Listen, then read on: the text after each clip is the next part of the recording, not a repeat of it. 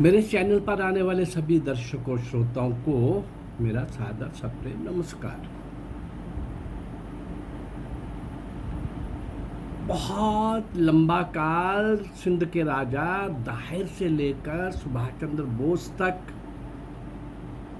अलग अलग समय में अलग अलग विदेशी विधर्मियों के खिलाफ लड़ने वाले, जूझने वाले, भारत माँ के पवित्र शरीर पर कोई विदेशी खड़ा ना हो सके उसके विरुद्ध लड़ने वाले, जूझने वाले, संघर्ष करने वाले, वीरता और शौर्य के नए इतिहास लिखने वाले, इतिहास के नए पृष्ठ जोड़ने वाले, उन सब महान क्रांतिकारियों को, देशभक्तों को, भारत माँ के सपूतों को आपके सामने लाने का प्रयास कर रहा हूं, जिनको इतिहास में कहीं स्थान ही नहीं मिला, पढ़ाया ही नहीं गया।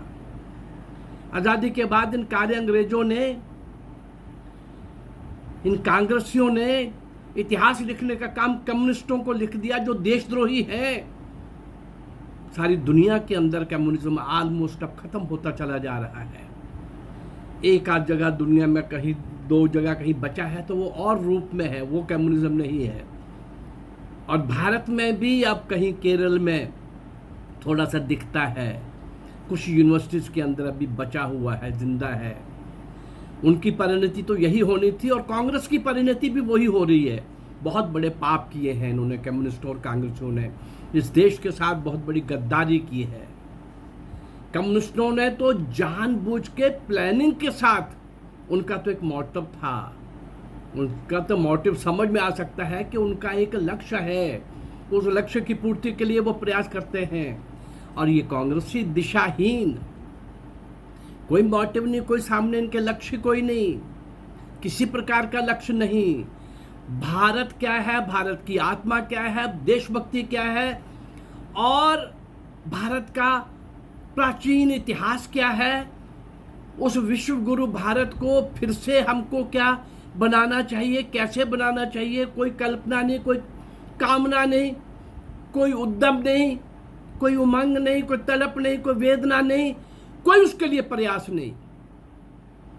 इन कांग्रेसियों और कम्युनिस्टों के पापों की परिणति जो हो रही है वो तो होनी ही थी, लेकिन जो समाज जिस देश में मुख्य रूप से सदियों से, अनादिकाल से रह रहा है, उसको भी तो विचार करना पड़ेगा। बार बार कभी मुगल, कभी पठान, कभी तुर्क, कभी अफगान, कभी फ्रेंच, कभी डच, कभी इंग्लिश, उसके पहले हून, शक, यवन आते रहेंगे। ये धर्मशाला है क्या? इसको लूटते रहेंगे, यहाँ की संस्कृति सभ्यता को नष्ट भ्रष्ट करते रहेंगे, मंदिर तोड़ते रहेंगे।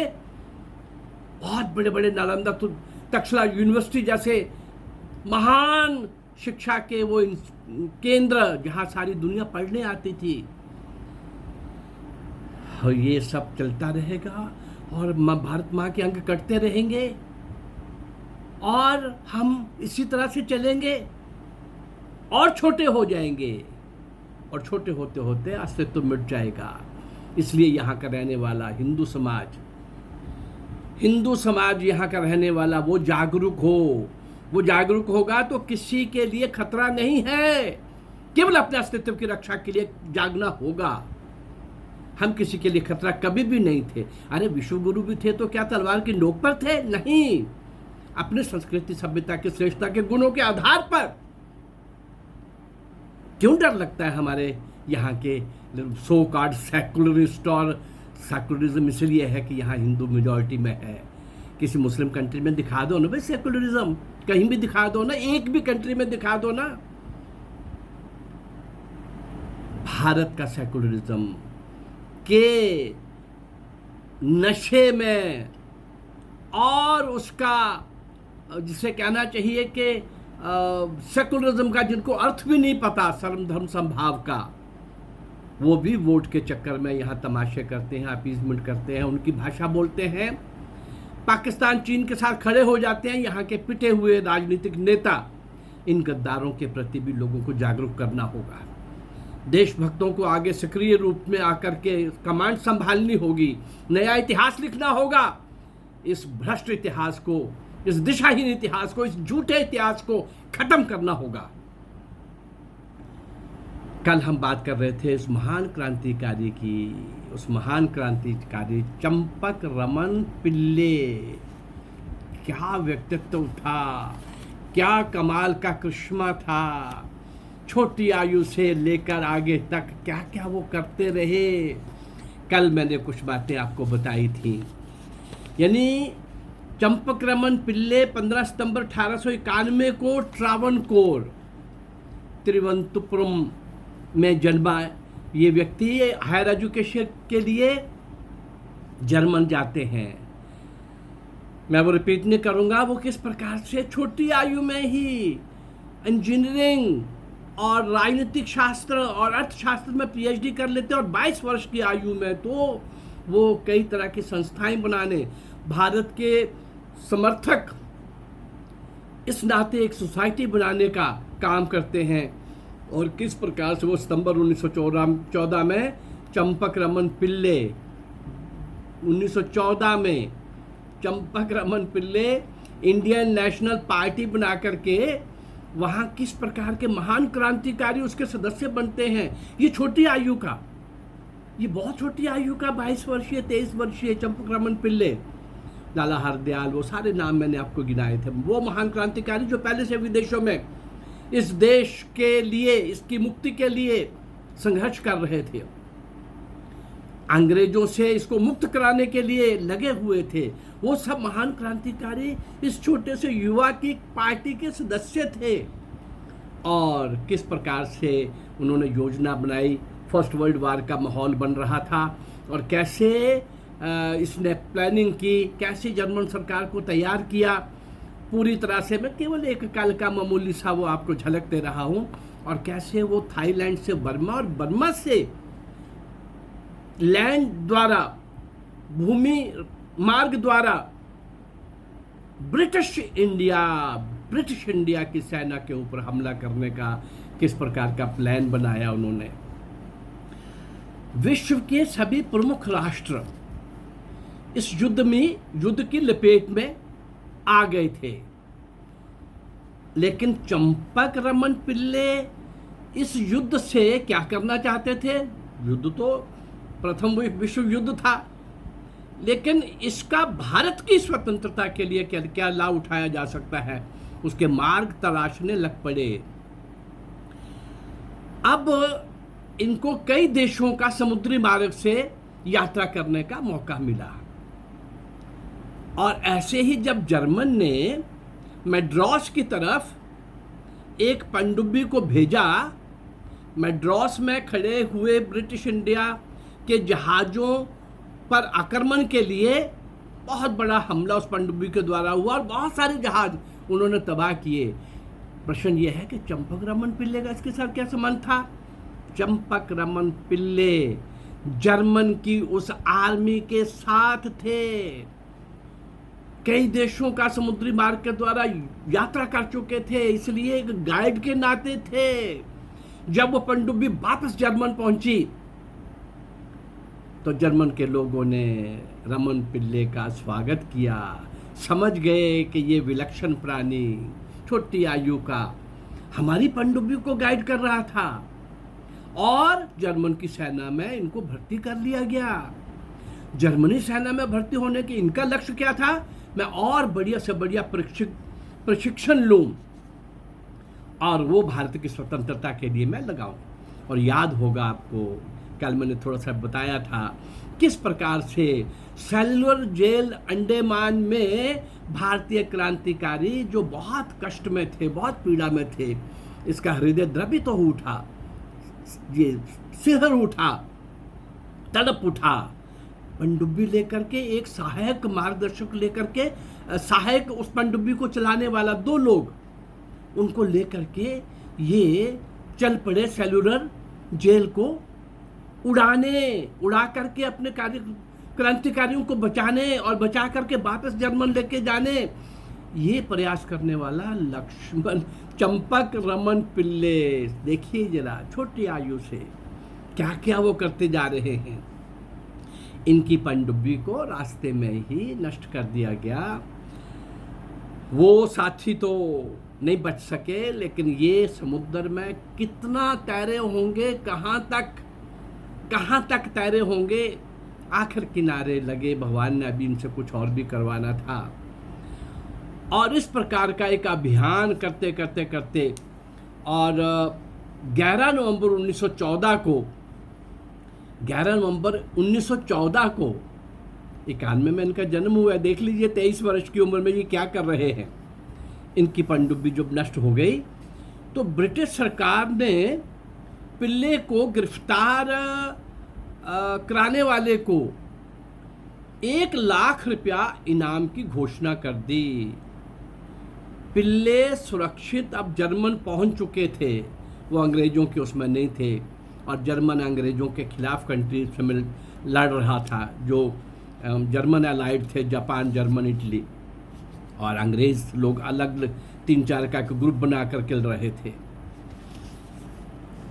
कमाल देखिए, अफगानिस्तान में 1 दिसंबर 1915 को काबुल में राजा महेंद्र प्रताप की अध्यक्षता में भारत की प्रथम अंतरिम सरकार, क्या नाम था, आजाद हिंद सरकार, प्रथम अंतरिम इंटर्म गवर्नमेंट, अस्थाई गवर्नमेंट काबुल में जो स्थापित हो रही थी महाराजा महेंद्र प्रताप सिंह के नेतृत्व में, उसके विदेश मंत्री का काम किसको मिला?